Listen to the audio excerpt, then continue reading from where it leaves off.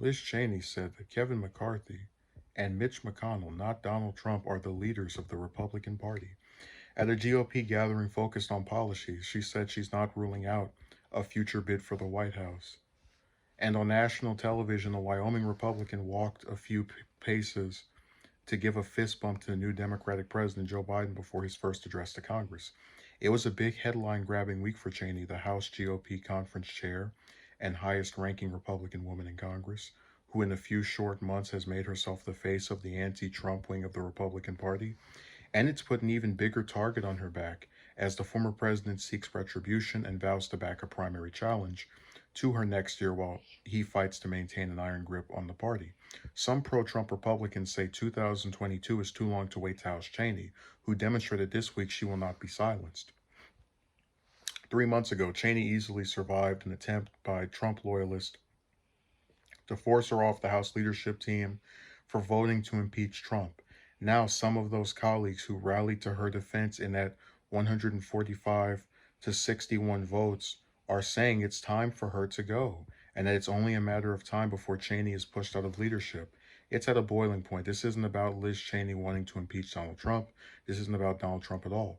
It's about Liz Cheney being completely out of sync with the majority of our conference, said one GOP lawmaker who said Cheney's antics this week were the focus of a flurry of text messages with House colleagues. I'm just imagining all these old people, and some of them are young, to be fair, just but not young by like the standards of 20s teenagers, like 40s, 50s, 60-year-old men. Did you see what Liz said today? Did you see what she was talking about?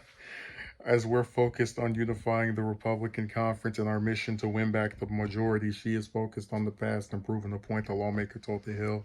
She is alienating herself from the conference, and I have to imagine if she doesn't resign, there will be a new vote in the near future, and the result will be lopsided in the opposite direction of what it was before. I don't believe that. I think it doesn't make any sense. Why would they, like, in the immediate, right, not want to get rid of her after she votes to impeach Trump, and then, oh, here's a year later, we're gonna get you this time. Like, I don't think so. I think after making it through that round, she's pretty much set. She may go down in a second vote. Added a second GOP lawmaker who had voted in February to keep Cheney in her leadership position. I don't think know what they're talking about. On Saturday, Representative Lance Gooden tweeted that Cheney would be out by the end of May. Liz Cheney has promised she will campaign on impeaching Trump every day of the week. Good luck with that, Liz. Prediction: she'll be out of her GOP leadership role by month's end. Well, we'll see about that.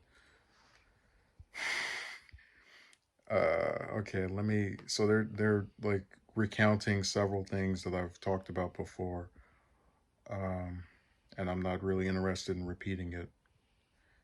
As far as her running for president, a lot of people are saying there's no way she could win. There's no way she could win. But unfortunately, you have to remember something.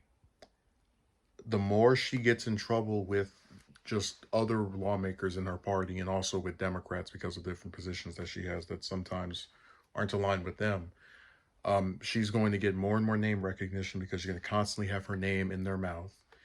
And I'm sorry, but after seeing Trump be laughed at as someone who couldn't win and then win, I don't really believe that anymore. I think whenever people say that, especially about like some person who actually is in Congress, has some power, is known to an extent, that they're selling that person short. They're underestimating them.